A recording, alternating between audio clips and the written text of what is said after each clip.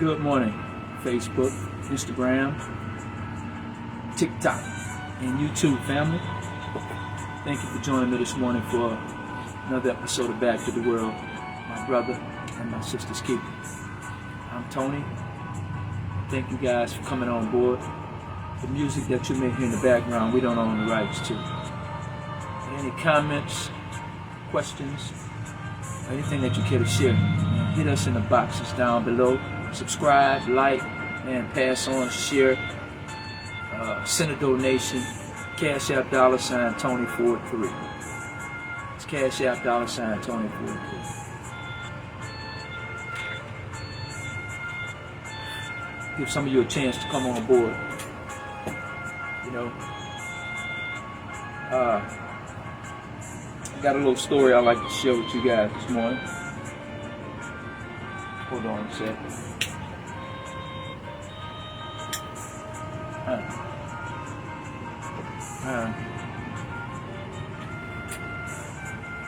I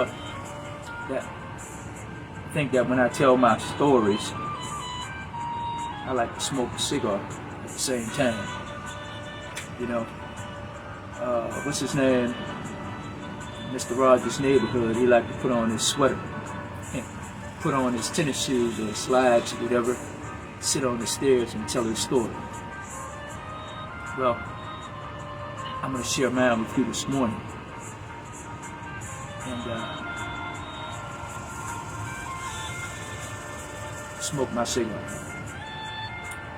I hope the story resonates. I hope that it resonates with all of you. But if it just reaches one, man, then I feel I would have accomplished what I set out to do. Right. This past weekend, I went to a party, a family gathering, if you will, for a relative that had just graduated. Not just, but recently. Excuse me. From MIT. Okay? And he just received a degree in aerospace engineering. You know, he's a physics major, the whole bit. And this is my young cousin. And man, you know, he's sharp as hell. You know what I mean? And obviously he's smart as a whip. I'm not going to spend a lot of time talking about him, but what I'm saying is, you know, he has several offers. He has offer Elon Musk. He has an offer with NASA. And then there's a few other, I think Boeing, something like that. But anyway, you know, he's celebrating his triumph, if you will. And are we going out here? Can't see that particular. Okay, look like we're still there. But at any rate, you know, he was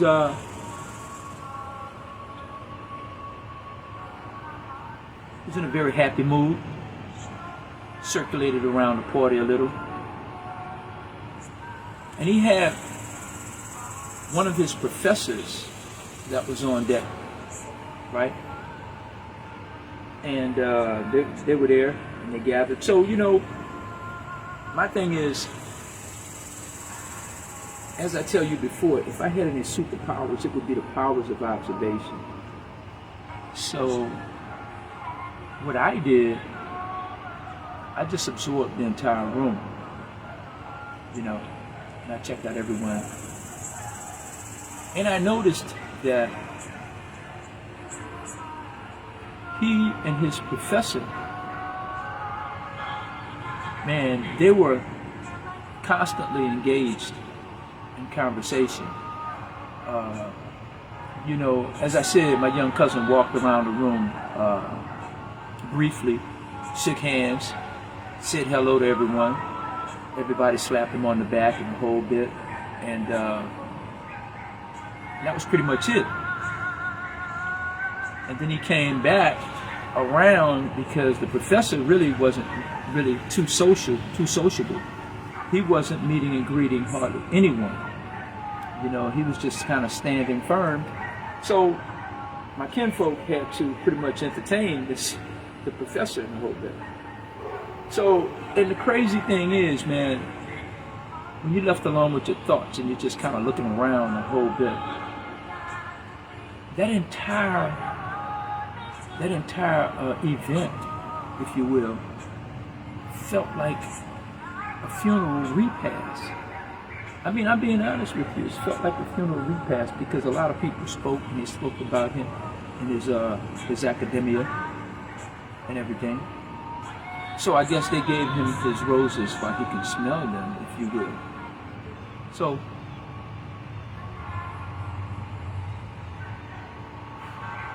you know, I listen to my kinfolk, man. I mean, you know, ever since I've been home, all they talked about whenever I would talk to him was about his accomplishments and what his goals were and the whole bit. And I felt pretty good about that because he was going to school at the time, you know, of the pandemic. And they were worrying about certain things of whether or not he would finish, or whether he would finish on time, or could he take certain tests, because certain tests had to be taken via the internet. So anyway, as I said, I started walking around, man, and in my mind I'm saying, man, this feels like a funeral to me. And it just didn't feel right. But anyway, I observed everything. I checked out all the people that were there, a lot of family and friends. Many I didn't know, you know,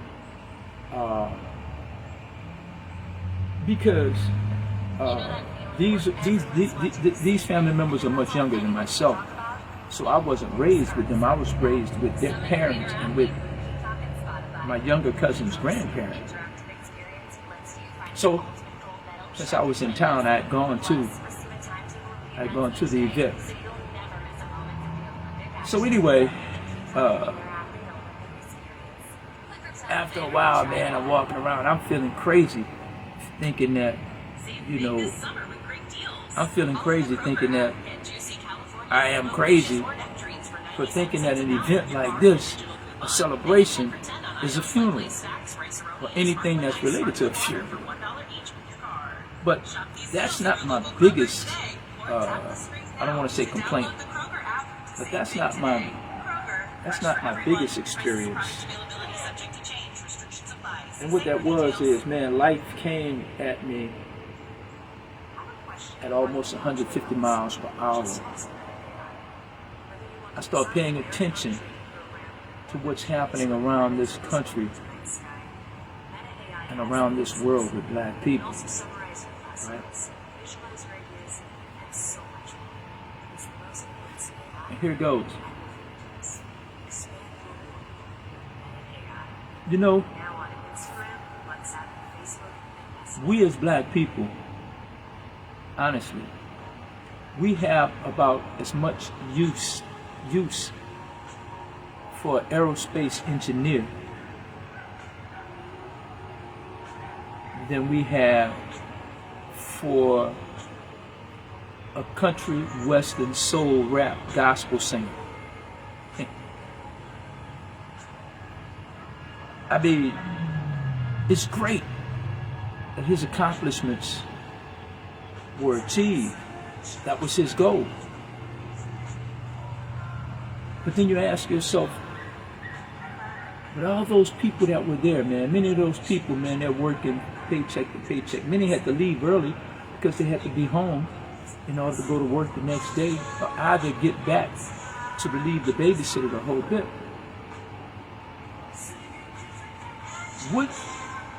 What's a physicist or a trigonometry professor that's black?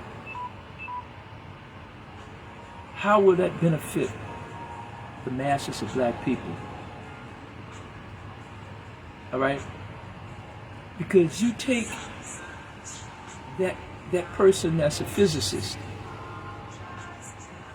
he probably can't even balance a checkbook.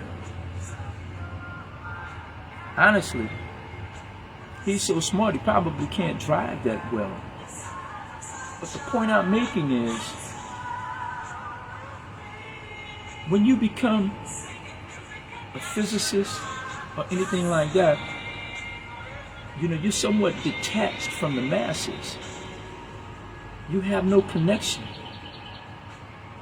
You're socially inept. Not all, but I'm looking at what I experienced. I'm reporting what I experienced this past week.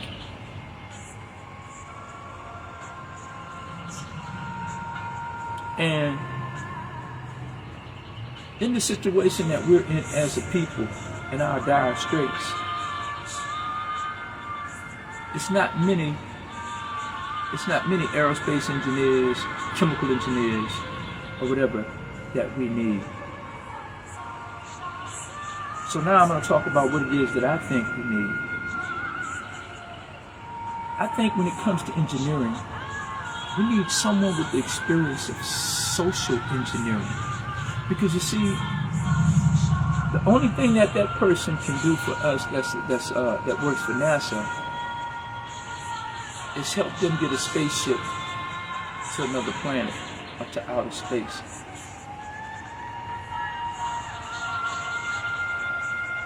I think more than anything what we need is an agricultural engineer. Someone that can tell us how to plant food, how to grow food in some of the most harshest places, and tell us how to cultivate, and tell us how to feed ourselves, and not only that, how to produce. We need someone, because you see, that one person that's going on to become the smartest person in the room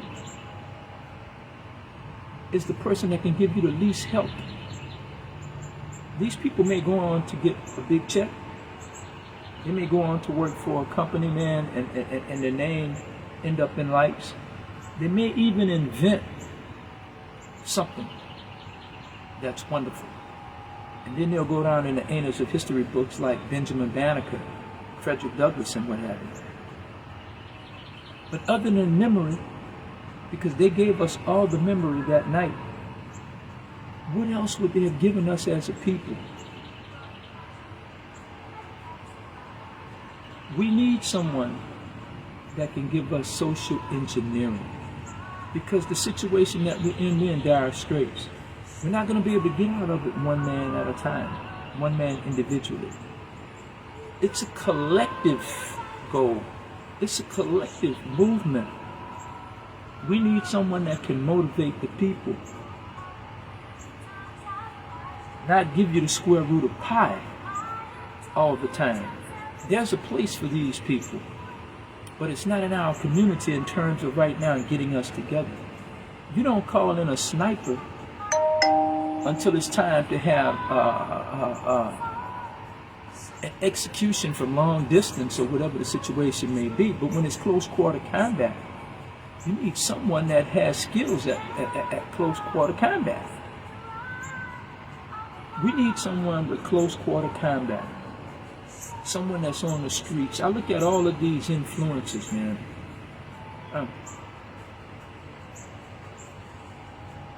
You're telling a person how to budget, how to manage, how to pay taxes.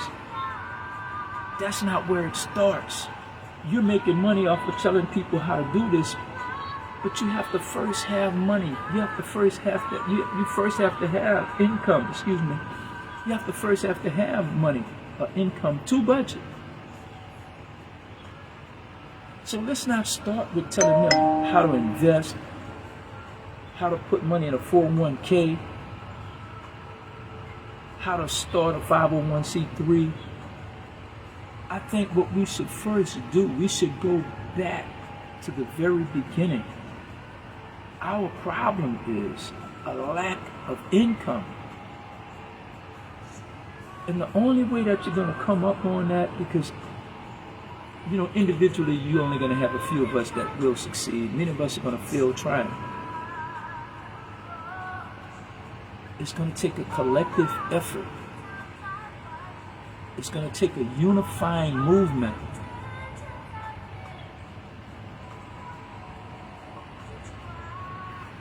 Instead of someone telling us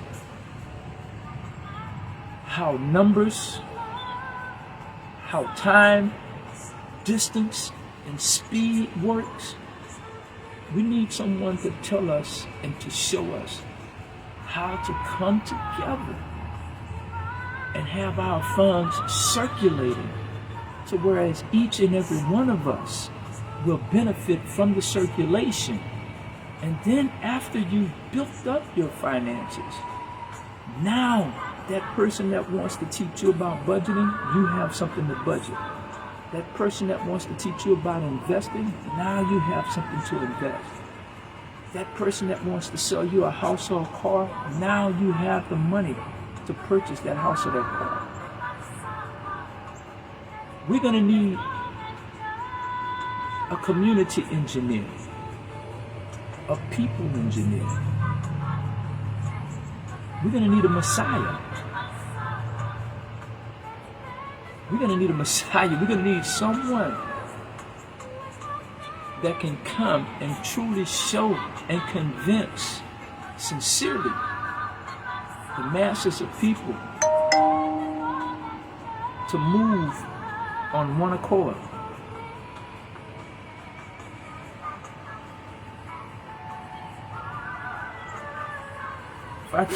Honestly speaking, I sit down and I speak to someone that's a chemical engineer, electrical engineer, and if I talk to them and I ask them,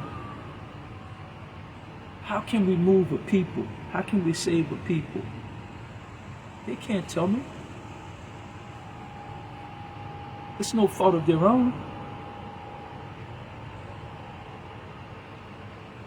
They're thinking about numbers from a different aspect. But keep in mind, social engineering, it's physics. A circular economy, it's engineering, it's physics. A repetitive structure to where it continues to give and people continue to benefit, it's physics. But their idea of physics is totally different.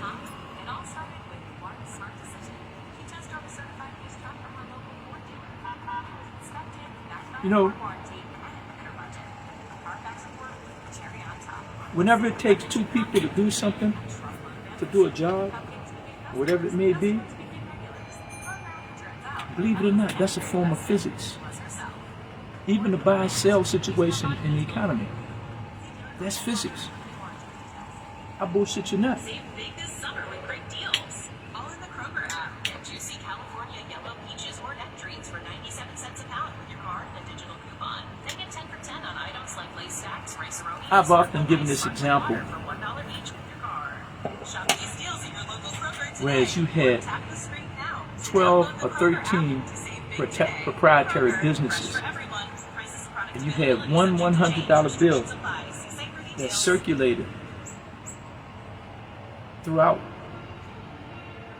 that circle, that went around that circle for all the different businesses, whereas each and every one of these businesses had a $100 debt. The first person paid the second paid the third, so on and so forth, until it came all the way back around. And when it came back around, the gentleman that initiated the money for a deposit asked for a refund.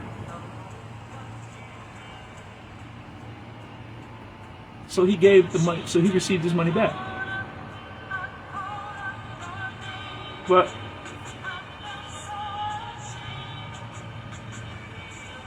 here's the rub. Every last one of those 12 debts from all 12 of those shop owners was settled. It was wiped clean. And you know why?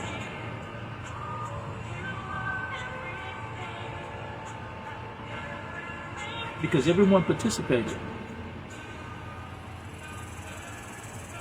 everyone participated. Everyone did what they were required to do. They paid their debt. They received 100 coming in the front door. They paid the debt going out the rear. Every last one of their debts was serviced. The key to it was everybody participated. Everybody handed off to the next man. That's social engineering. And these guys that are spaceship and outer space engineers, they can't tell you that. Because see, they deal with another aspect of physics. And they can't, they too much can't see that. I've sat down and I've talked with people who are very, very, very intelligent. And they could not see that simple scenario that I've given you because they overthink it. They give it an illogical logic. I'm telling you, when I tell you that Sonetquity has the answer, I'm telling you it has the answer. But we need someone that's smarter than me, brighter than me, louder than me, more convincing than me, more trusting than me.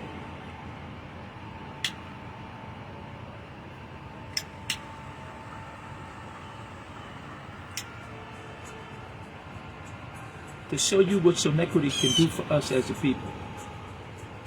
I don't care who's president, ladies and gentlemen. I don't care if it can be your best friend. And if it's your best friend, the only thing that you have an edge over everybody else is probably you have their phone number. And you can call them anytime and rap with them. And they may do something to help you, to benefit you. But not even the president can uplift a people. The people have to uplift a people. And we talk about white folk, this, white folk, that. Let me tell you something, man. One thing I know about a few white folk.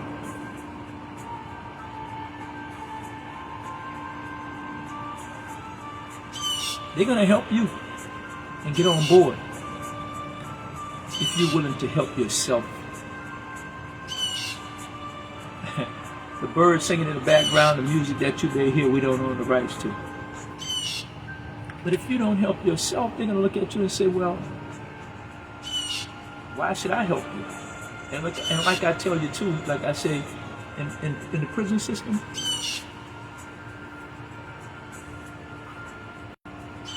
there was a gentleman that did a podcast on Hello, Moto. Sorry about that. You know,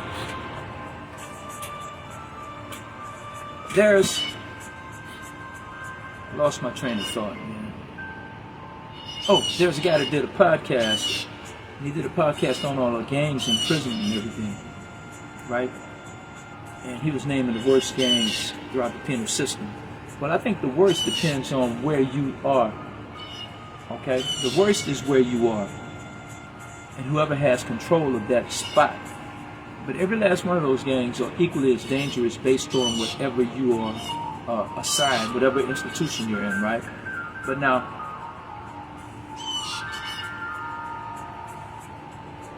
what I'd like to share with you is this. Things that go into prison,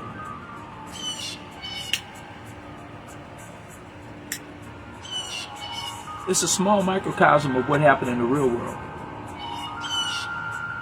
in the outside world. Because see, prison world is real too. It's just another facet of the real world. All right, we like to say, you know, this is the real world on this side of the wall. But inside that prison, it's real. So what I'm getting at is this. If one faction got into it, if one city or state got into it with another city or state, right? And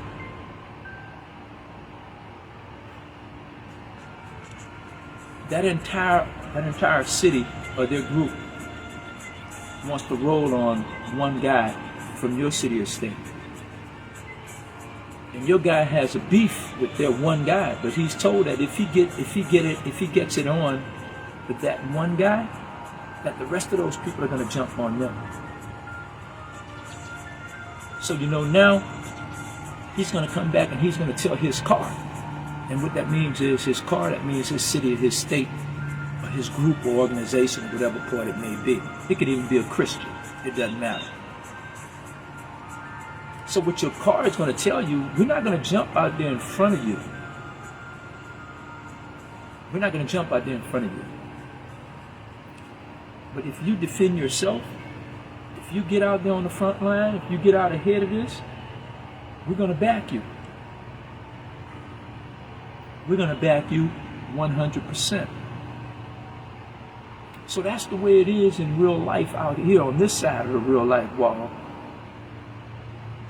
There are many, many, many white folks that will help our cause if we first help ourselves.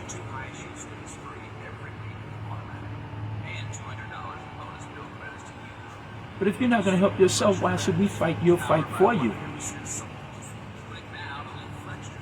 So I'm not saying don't stop going to school for physicists to teach physics or trigonometry or whatever the situation may be. Don't stop. But ask yourself today, man, a plumber is more beneficial to us than a physicist. A plumber is more beneficial to us as a chemical engineer.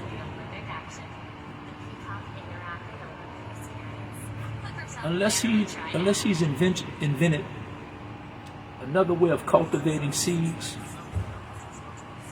growing fruit. Good morning. How y'all doing? Growing fruit, corn, wheat, and what have you. If they're not doing that, then what good was the degree? Right? People to tell you how to save money, how to budget, how to pay your rent, and all this other stuff. They're acting as though, man, on a $3,000, on a $2,000 a month salary, you're going to be able to do everything that the consensus does. They got to be sadly delusional. We need someone that can tell us how to plant seeds, how to harvest, how to grow that crop, how to nurture that crop, how to water that crop, how to cultivate that crop, and how to harvest that crop. Now you got to tell us how to sell it and market it to the people that need it the most. So you economists, you need to tell the people what they can do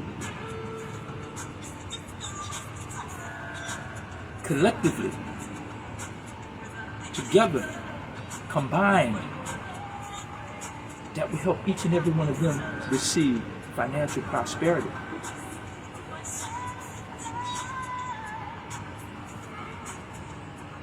Telling me how to budget and how to manage. If I'm not making enough money, man, I mean, you're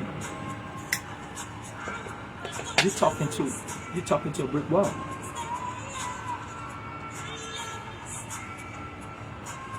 We need to show people how to make money. Everybody's not computer savvy.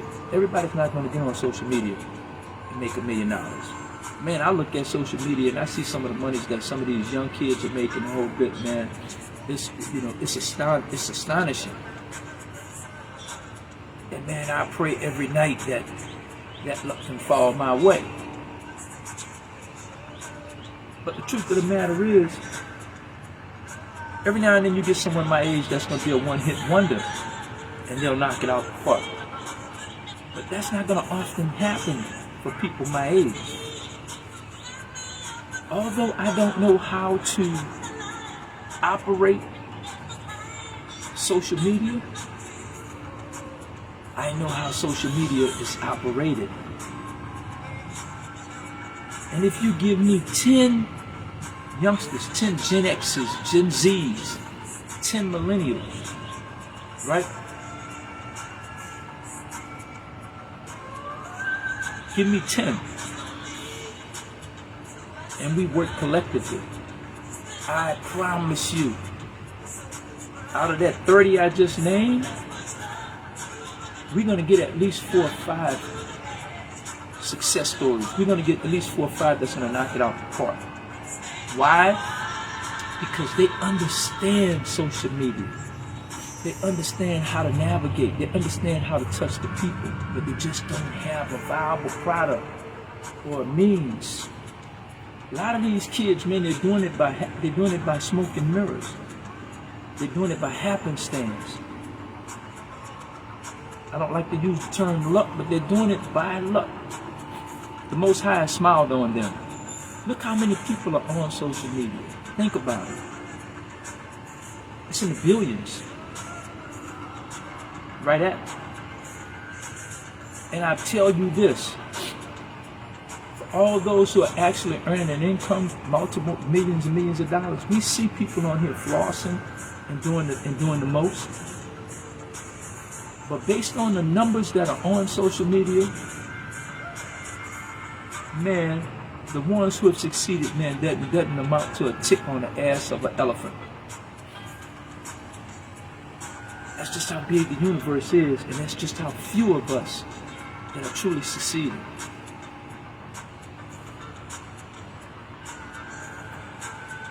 You know, in life and in this universe, every last one of us are where the Most High intended for us to be. But I truly say that in my understanding, just mine, if you will, and that matters to nothing, I was born at the wrong time. I was born at the wrong time, ladies and gentlemen, because, you know, I see things and I envision things, man, and it would be light years ahead of its time. And it would fail, not because it didn't work, but because the people didn't buy into it the way that it was designed. It's very rare that I've come up with an idea and I was behind the 8 ball. I'd always been too far ahead of it. As a constellation, that gives me a little pride, but it hurts me even more because my people can't see it.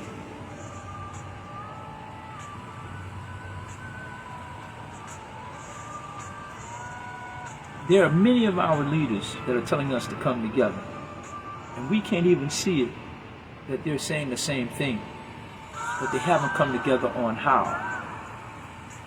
Dr. Umar Johnson, Dr. Claude Anderson, Dr. Boyce Watkins, all these people are geniuses. I look at the brother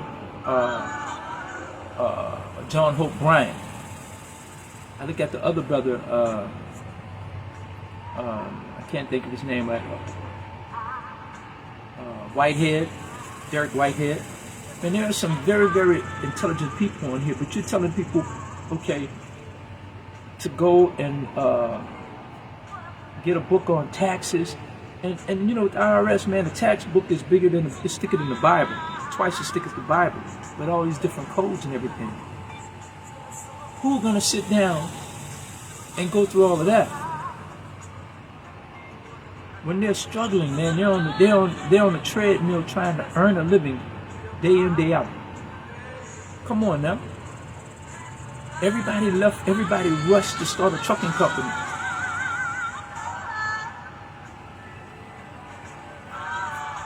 Hispanics started it, and then they outbidded you. You have a man that has a trucking company, he got a wife, 2 kids, and a home. And now he's on the road every day because he has to, you know, he can't afford not to. They can't get as many bids because they can't outbid the Hispanics. The Hispanics will low bid. Why? Because if they got one salary, well, they'll have one household, 2 salaries that's driving the trucks, and they're gonna lowball, and they're gonna do that far cheaper than what you could ever imagine. You'd be like, I can't even pay my fuel. You see? And then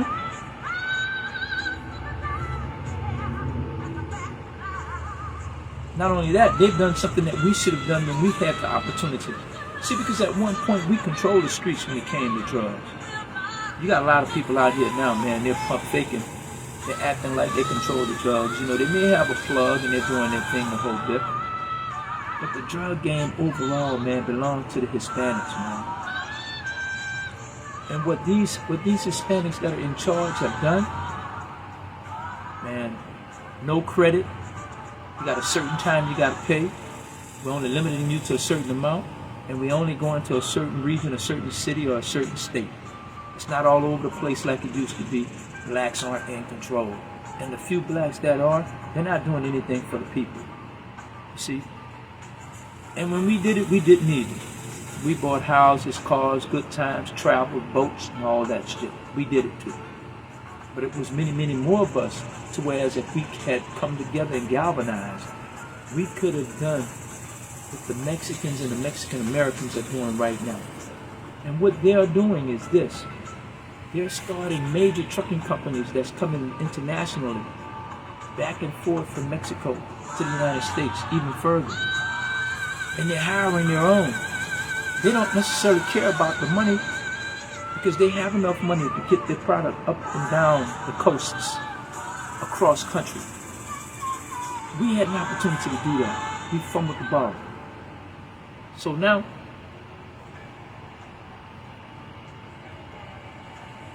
let me tell you, everything starts from the ground, man. Everything starts from the foundation. So we're not in a bad position. Actually, we are in a good position. We just have to realize that someone has to show us. Because we are on the ground. We're on our asses. You have no way to go but up. But in order to do that, we must lift each and every other one of us. And we rise up at the same time.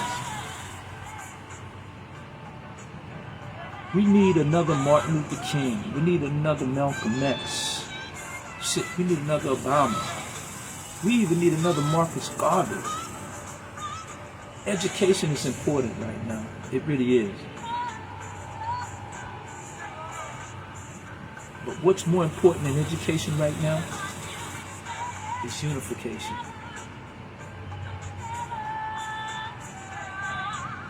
I'm here to tell you,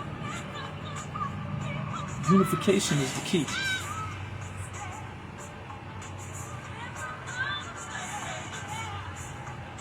If we don't unify,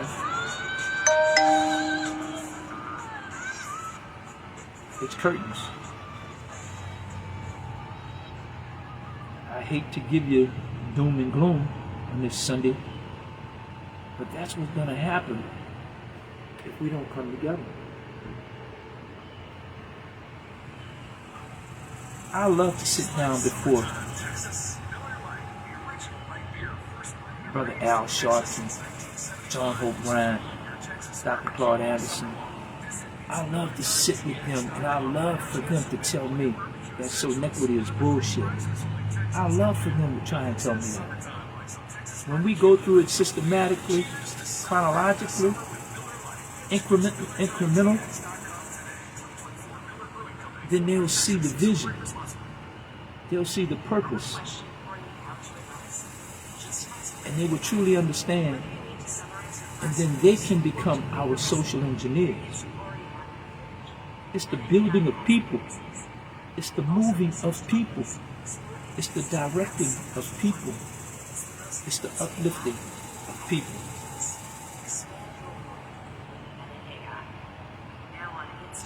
And if you're not doing that, man, you're bullshit. Literally.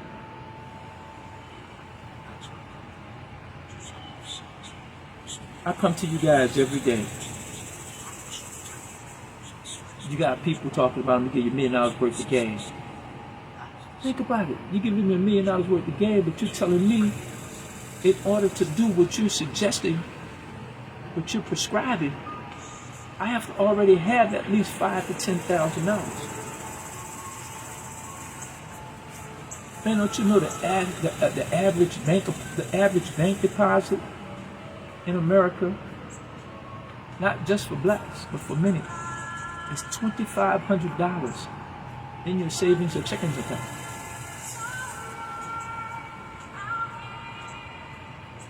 $2,500. I can't save because I got to pay more than that every month.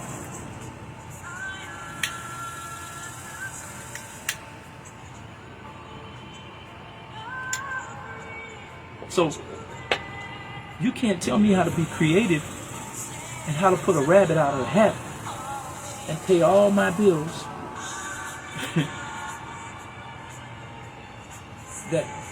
that's more than $2,500, and then have money to put away $1,000 a month, and then pay and then take care of my family with all their expenses. I mean, all of our entertainment and everything.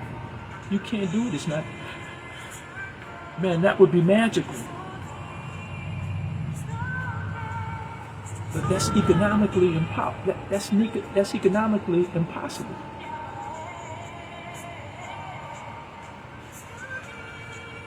It can't be done. You know what I mean? Good morning. All right. That can't be done, brothers and sisters.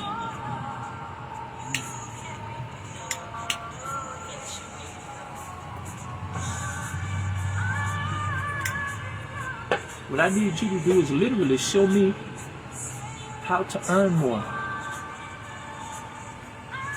I don't need it to be complicated. I don't need it to be physics. I don't need it to be geometry. I don't need it to be trigonometry. I need it to be real simple. I need it to be whereas I, as one, lift from this end, somebody else lifts from the other, others lift in the middle, and then we have another on the opposite end. And then we lift. That's how it works, and that's how we work together. Just like that, just like the example I just given you where all 12 people cooperated and all 12 people used one $100 bill, the very same one, to pay off all of their debts.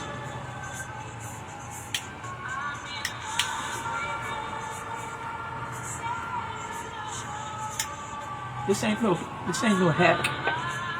This ain't no social media hack. This is a fact. And that's the only way we're gonna come up. I watched every last one of those people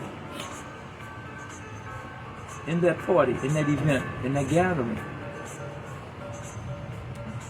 Outside in the physics, and the two people that were physicists, they had a job where they supported their family. They made enough to take care of their family. It was nothing that they could do to help all the masses of those other people, myself included. They couldn't tell not one of us what it was to do, what we could do to uplift all of us as a people.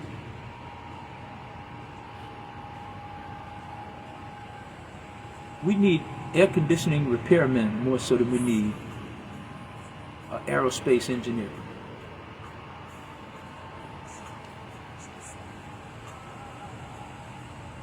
We need a maintenance man.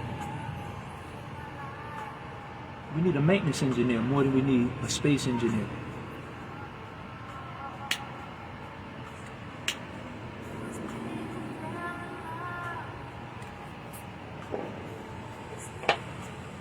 Look what happened to all of our smart people all the way back in history that were geniuses, that created many things, many inventions. We have to go through the archives to know that these people filed patents on these inventions. But then we also learned the dirty side. And the dirty side was that all of those inventions were stolen from them. So we sit back and we brag about it while we eat soup and crackers. And we don't do nothing to uplift ourselves. Everybody can't be those people. But those people can't help everybody. It starts with us. It ends with us. It begins with us. We have to do it collectively.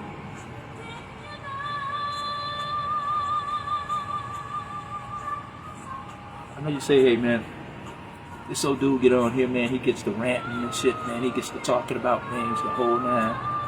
Brothers, I'm beyond caring about how you feel about me and what I talk about, what I sound like, and my past and all that other shit. That's unimportant, because a broke clock is right 2 times a day. And I'm telling you how we survived in prison. It's like being in a refugee camp. And out here now with all of us suffering, it's like being in a refugee camp. So since we're busy thinking like hostages, we have to unify like hostages to help each other up and out of our situation. One of our greatest leaders in history was Harriet Tubman. It's time right now for another Underground Railroad. But you know what? This one is not going to be called the Underground Choo-Choo Train. We have to build a train that hovers and runs on nuclear power. We have to build a train that's faster than the one in France, faster than the one in Japan. We have to build a supersonic one. That's where our talents come in. Meaning that we have to come up with a way to help us escape the chains around our minds, not the physical chains and bondage that we have on a slave plantation. We have to realize that this entire country is bondage. And sometimes all you have to do is shift and move 3 miles to the left, 3 miles to the right, and you're out of that bondage. But you have to do it collectively.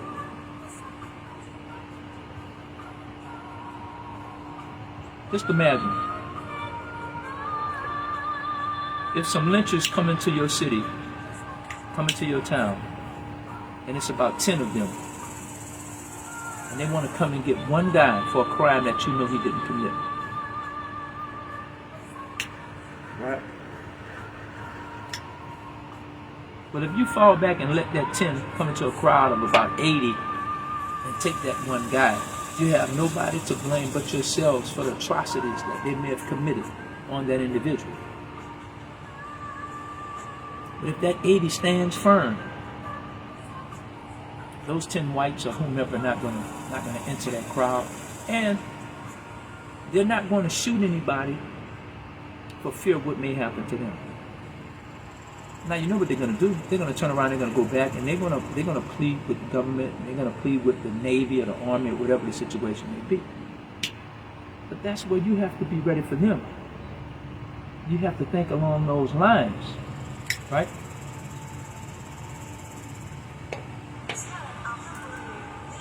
But the best way to beat that is to prepare for that before it happens. And if everybody's walking together in lockstep, then you can defeat that. It's the same way we can lift ourselves up out of poverty, ladies and gentlemen.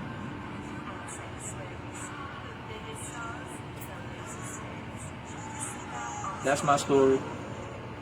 That's what I experienced this past week. And it was just daunting. I've never been to an event and I felt like it was a eulogy for a person that was still alive. Congresswoman Sheila Jackson Lee, may she rest in peace. I went to a fundraiser last year around Christmas, and for many of us, who would have thought that would have been our last time seeing her? She is a trailblazer. She's a champion for the people, for the cause, believe it or not. But not even she could galvanize us in ways that we need to be. But when I think back,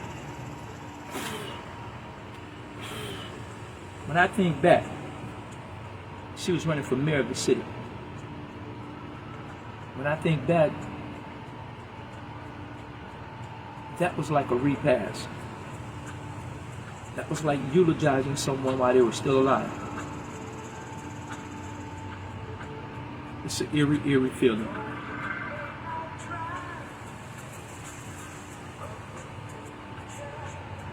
I don't know.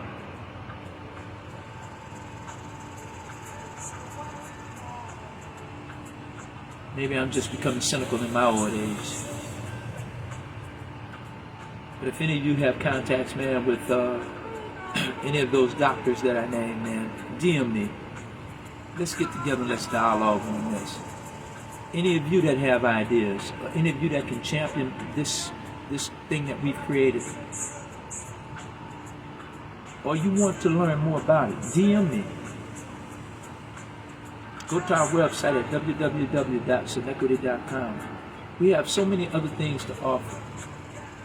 And with many of those social medias and our email and our DM, man, all you could hear is crickets, like I hear right now.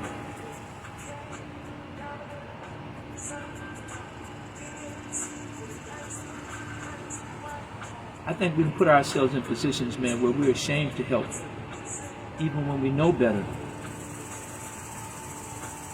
I did a reel yesterday stating that when you vote, don't vote with your heart. Place mind over matter. Understand and realize what it is, what are your conditions. If you're starving, you want to support that person that's talking about feeding the masses, providing some type of food pantry or some type of food give-off.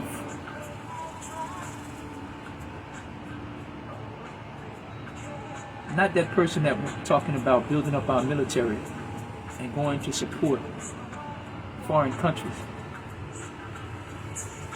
And that could be a person that you don't like.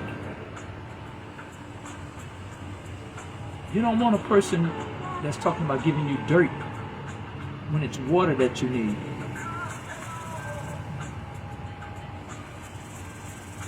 You have to vote on your needs. Now this campaign that's coming up is important. Presidential candidacy. It's important. But what's more important are your local politicians, your local voting, those that are going to help you with these exorbitant light bills and utility bills, water bills, health care for the elderly, mental illness, housing for those who are homeless. You want someone that leans toward that, even though you're going to get out and you're going to do it for yourself. But at least you'll have some goal in which to aim for. We can't save everybody, but surely every one person can save themselves. And if we do it together, we can save many, we can save plenty. That's it for me today, ladies and gentlemen. I didn't mean to get on my soapbox. I didn't mean to sound like a preacher or whatever. But these are the people that we need to galvanize the people. We all know where we need to go. We all know where we want to go. We all want to go to heaven. Right? You told us about praying last week. You're telling us about praying a different way this week. Next week, you're going to tell us about praying another way. Let's talk about getting the people in. These people come to listen to you every week. They lean on every word that you say. If you tell them to give more, they will. If you tell them to come to church on a Wednesday evening, they will. What are you telling them to not only save their salvation, in the afterlife? What are you telling them to advance their situation and their conditions right now in this life? Right now, this is the life that counts. We all have to be held accountable. Once we die that final time. Because we die every night. And we are reborn by the grace of God every day thereafter until we're not. So we know what's going to happen. Whether they say a prayer every day or just say one. We know what's going to happen. But we also know what's going to happen if we don't come together.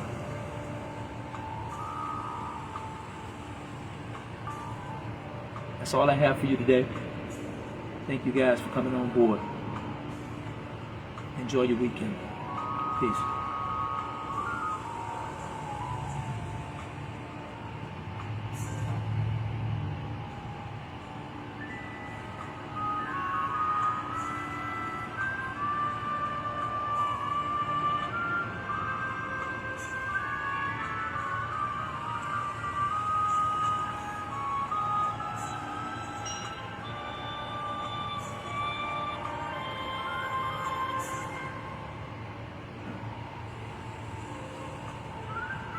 If I can find